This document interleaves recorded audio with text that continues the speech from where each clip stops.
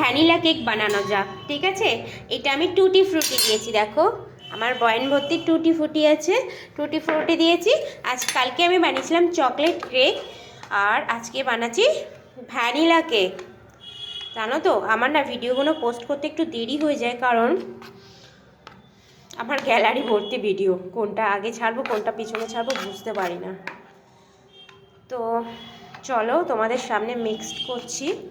আমি না অনেকক্ষণ এটা রেস্টে রেখেছিলাম, কিছু বাচ্চারা এসছে, মানে আমার পাড়ার বাচ্চারা এসেছিলো যে পিকনিক করার জন্য আমার কাছে। তো ওরা পিকনিক করলো চাউমিন আর চিলি চিকেন, ঠিক আছে, মিক্স চাউমিন আর চিলি চিকেন।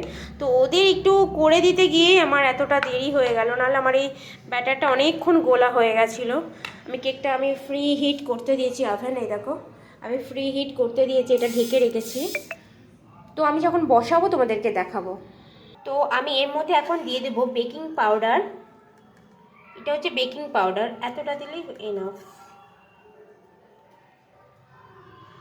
আর দিয়ে দেবো, কালকে কেকটা না যা স্পঞ্জি হয়েছিল, ওয়াও, আর টেস্টটা হয়েছে ফাটাফাটি।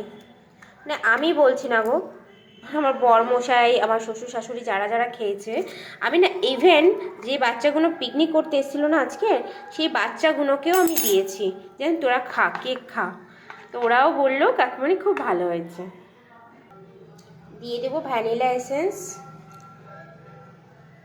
দিয়ে দিলাম। আর টুটি ফুটি না আমি আর একটু দেবো, মানে বেশি করে টুটি ফুটি দেবো। দেখো এতটা আরও ছড়িয়ে দিলাম। আমি না ভাবছি ওপর থেকে আরেকটু সাজিয়ে দিলে বেটার, এটা তুমি এরকম মিক্সিং করে দেবো, তো আমি ওপর থেকে আরও সুন্দর করে সাজিয়ে দেবো। চলো।